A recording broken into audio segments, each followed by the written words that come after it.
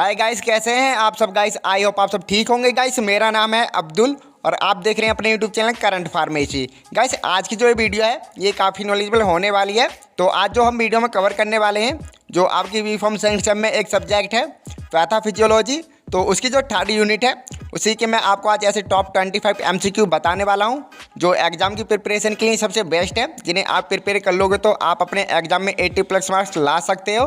तो वीडियो काफ़ी नॉलेजेबल होने वाली है, तो वीडियो में लास्ट तक बने रहिएगा। और गाइस मैं इस वीडियो से पहले MCQ पर और वीडियो अपलोड कर चुका हूँ। अगर आपने वो वीडियो अभी तक नहीं देखी है तो वीडियो के डिस्क्रिप्शन में लिंक है, आप वहाँ से जान के चेक कर सकते हैं। और गाइस आप एक फार्मेसी के स्टूडेंट हैं और चैनल पर पहली बार विजिट कर रहे हैं तो चैनल आप ही के लिए है, चैनल को सब्सक्राइब कर दें और साथ ही साथ बेल आइकन को भी ऑन कर लें। तो गाइस जो हमारा अब फर्स्ट क्वेश्चन है वह which of the following are the symptoms of iron deficiency anaemia. तो हमें यहाँ पे क्या बताना है, जो आयरन डेफिशिएंसी है जो यहाँ पे ऑप्शन दे रखे हैं उसके लिए यहाँ पे कौन सा उसका सिम्टम्स सही है, मतलब इतना ही बताना है। जो आयरन डेफिशिएंसी है यहाँ पे जो ऑप्शन दे रखे हैं उसका कौन सा सिम्टम्स सही है, तो इतना ही बताना है। तो बात करें यहाँ पे इसके आंसर की, तो यहाँ पे जो ऑप्शन डी है ऑल ऑफ द अबव, ये इसका करेक्ट आंसर है। जो ऑल ऑफ द अबव यहाँ पे ऊपर के तीनों मतलब ऑप्शन दे रखे हैं, ये तीनों राइट है, तो आपको जो इसका करेक्ट आंसर करना है वो ऑप्शन डी करना है। और गाइस जो हमारा अब अगला क्वेश्चन है 2 नंबर का, वह the development of iron deficiency depends upon which of the following factors. तो यहाँ पे क्या पूछा है, यहाँ पे पूछा है जो आयरन डेफिशिएंसी है उसका जो डेवलपमेंट होता है वो दिए गए फैक्टरों में से किसकी वजह से होता है। मतलब पूछा है जो आयरन डेफिशिएंसी होती है जो उसका डेवलपमेंट होता है, जो हमें ऑप्शन दे रखे हैं इसमें से उसका कौन सा वो फैक्टर सही है, इतना ही बताना है। तो देखिए जो पहला है वो है इंक्रीज्ड ब्लड लॉस, तो मतलब जो ब्लड लॉस होता है उसकी वजह से होता है। और जो बी है वो है इंडिकेट डाइट इनटेक, मतलब जो डाइट होती है उसका ठीक तरह से ना लेना।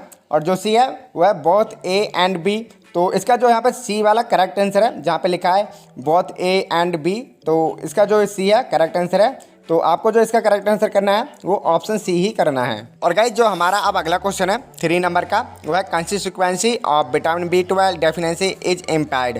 तो हमें यहाँ पे बताना है जो विटामिन B12 की डेफिशिएंसी से सीक्वेंस में जो कमी आती है वो किसके में आती है, मतलब इतना ही बताना है। जो विटामिन B12 की डेफिशिएंसी से जो सीक्वेंस में कमी आती है वो किसके सीक्वेंस में आती है। तो बात करें यहाँ पे इसके आंसर की, तो यहाँ पे जो ऑप्शन ए है DNA सिंथेसिस, ये इसका करेक्ट आंसर है। जो विटामिन B12 की डेफिशिएंसी से जो सीक्वेंस में कमी आती है वो DNA सिंथेसिस में आती है, तो आपको जो इसका करेक्ट आंसर करना है वो ऑप्शन ए करना है। और जो गाइस हमारा अब अगला क्वेश्चन है 4 नंबर का, वो है megaloblastic anaemia can be caused by.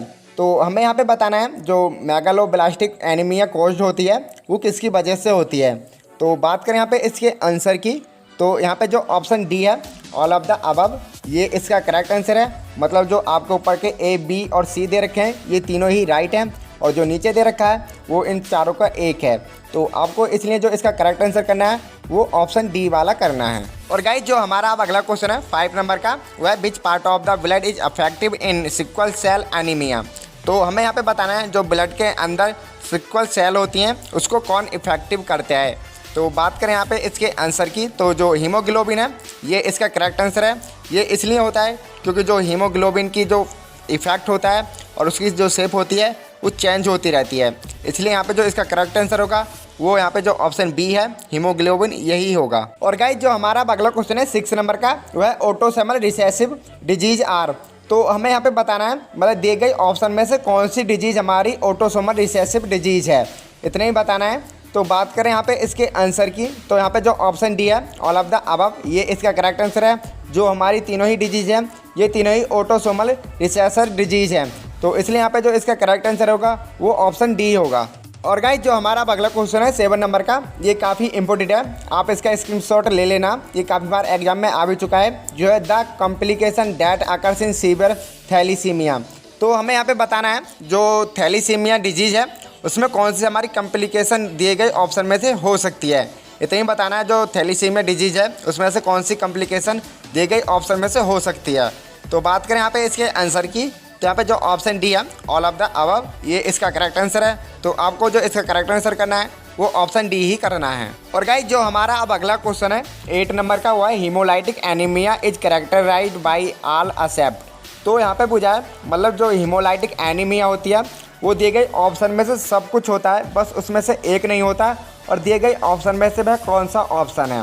इतना ही बताना है जो हीमोलाइटिक एनीमिया है उसमें से सब करेक्टर इसमें दिए गए ऑप्शन में होता है, एक नहीं होता, वह कौन सा है। तो बात करें यहाँ पे इसके आंसर की, तो यहाँ पे जो ऑप्शन ए है थ्रोम्बोसाइटोपिनिया, ये इसका करेक्ट आंसर है। मतलब जो दिए गए ऑप्शन में से जो ऑप्शन दे रखे हैं वो सब होता है, बस जो ऑप्शन ए है थ्रोम्बोसाइटोपिनिया ये नहीं होता, तो इसलिए यहाँ पे जो इसका करेक्ट आंसर है वो ऑप्शन ए है। देखिए गाइस, जो हमारा अगला क्वेश्चन है 9 नंबर का, वो है acquired haemolytic anaemia can be caused by. तो हमें यहाँ पे बताना है जो एक्वायर्ड हीमोलाइटिक एनीमिया होती है वो किसकी वजह से कॉज्ड होती है। तो बात करें यहाँ पे इसके आंसर की, काफ़ी सिंपल सा है। तो बात करें यहाँ पे इसके आंसर की, तो जो ऑप्शन डी है ऑल ऑफ द अबव, ये इसका करेक्ट आंसर है। जो एक्वायर्ड हीमोलाइटिक एनीमिया होती है, जो यहाँ पे ऑप्शन ए से और सी तक दे रखे हैं, ये इसके सभी राइट आंसर है। तो इसलिए यहाँ पे जो इसका राइट आंसर होगा वो ऑप्शन डी वाला होगा। और गाइस, जो हमारा अगला क्वेश्चन है 10 नंबर का, ये काफ़ी सिंपल सा क्वेश्चन है, जो है हीमोफीलिया इज कॉज्ड बाई। तो ये आपको पता होना चाहिए जो हीमोफीलिया होती है वो किसकी वजह से कॉज्ड होती है। तो आप जो इसका आंसर है मुझे कमेंट करके ज़रूर बताना, जो हीमोफीलिया होती है वो किसकी वजह से कॉज्ड होती है। तो मैं देखना चाहूँगा कि आप हमारी वीडियो कितना ध्यान से देखते हैं, तो आप मुझे जो इसका आंसर है वो कमेंट करके बता सकते हैं। और गाइस, जो हमारा अब अगला क्वेश्चन है 11 नंबर का, वो है हीमोफीलिया इज। तो हमें यहाँ पे बताना है जो हीमोफीलिया होती है वो दिए गए ऑप्शन में से कौन सी होती है। तो बात करें यहाँ पे इसके आंसर की, तो यहाँ पे जो ऑप्शन ए है एक्स लाइन डिसऑर्डर, तो ये इसका करेक्ट आंसर है। जो हमारी हीमोफीलिया होती है वो एक्स लाइन डिसऑर्डर होती है, तो इसलिए यहाँ पे जो इसका करेक्ट आंसर करना है वो आपको ऑप्शन ए करना है। और गाइस, जो हमारा अब अगला क्वेश्चन है 12 नंबर का, वो है enlargement of thyroid is called. तो हमें यहाँ पे बताना है जो थायराइड में इनलार्जमेंट का बढ़ जाना क्या कहलाता है। इतना ही बताना है जो हमारी थायराइड ग्लैंड है उसमें जो हमारी इनलार्जमेंट बढ़ जाती है तो उस डिजीज़ को क्या कहते हैं या फिर कौन सी डिजीज़ होती है। तो बात करें यहाँ पे इसके आंसर की, तो यहाँ पे जो ऑप्शन बी है गोइटर, ये इसका करेक्ट आंसर है। जब हमारी थायराइड में इनलार्जमेंट की बढ़ जाती है मात्रा तो उसमें हमारी गोइटर डिजीज़ पाई जाती है, तो इसलिए यहाँ पे जो इसका करेक्ट आंसर होगा वो ऑप्शन बी होगा। और गाइस, जो अब हमारा अगला क्वेश्चन है 14 नंबर का, वो है व्हाट इज गायनेकोमेस्टिया। तो हमें यहाँ पे यही बताना है जो गायनेकोमेस्टिया होती है वो क्या होती है दिए गए ऑप्शन में से। तो बात करें यहाँ पे इसके आंसर की, तो यहाँ पे जो ऑप्शन सी है ये इसका करेक्ट आंसर है। तो आपको जो इसका करेक्ट आंसर करना है वो ऑप्शन सी करना है। और गाइस, जो हमारा अगला क्वेश्चन है 15 नंबर का, वो है diabetes is defined best as. तो हमें यहाँ पे यही बताना है जो ऑप्शन दे रखे हैं उसमें से सबसे अच्छा ऑप्शन कौन सा है डायबिटीज़ को डिफाइन करने के लिए। तो बात करें यहाँ पे इसके आंसर की, तो यहाँ पे जो ऑप्शन बी है a metabolism disease characterize by high blood sugar. तो यहाँ पे यही बता रहा है यह एक मेटाबॉलिक डिजीज़ है जो हमारे हाई ब्लड शुगर के कारण होती है, तो इसलिए यहाँ पे जो इसका करेक्ट आंसर होगा वो ऑप्शन बी होगा। तो आपको जो इसका करेक्ट आंसर करना है वो ऑप्शन बी ही करना है। और गाइस, जो हमारा अगला क्वेश्चन है 16 नंबर का, वो है जस्टेशनल डायबिटीज कॉस्ट। तो यहाँ पे यही बताना है जो जस्टेशनल डायबिटीज होती है वो किस समय होती है। तो बात करें यहाँ पे इसके आंसर की, तो यहाँ पे जो ऑप्शन ए है ड्यूरिंग प्रेगनेंसी, ये इसका करेक्ट आंसर है। जो हमारी जस्टेशनल डायबिटीज़ होती है वो ड्यूरिंग प्रेगनेंसी के दौरान होती है, तो इसलिए यहाँ पे जो इसका करेक्ट आंसर करना है वो आपको ऑप्शन ए वाला करना है। और गाइस, जो हमारा अगला क्वेश्चन है 17 नंबर का, वो है insulin is a natural hormone secreted by which organ और ग्लैंड। तो हमें यहाँ पे बताना है, यहाँ पे लिखा हुआ insulin is a natural hormones, कि इंसुलिन एक नेचुरल हार्मोन्स है और वह हमारे ऑर्गन और ग्लैंड में कहाँ से सिक्रेटेड होता है, इतना ही बताना है। तो बात करें यहाँ पे इसके आंसर की, तो यहाँ पे जो ऑप्शन बी है द लीवर, ये इसका करेक्ट आंसर है। जो हमारा इंसुलिन हार्मोन्स होता है वो लीवर से सिक्रेटेड होता है, तो इसलिए यहाँ पे जो इसका करेक्ट आंसर होगा वो लीवर होगा। और गाइस, जो हमारा अब अगला क्वेश्चन है 19 नंबर का, हुआ है what is a powerful behaviour trigger of scissor.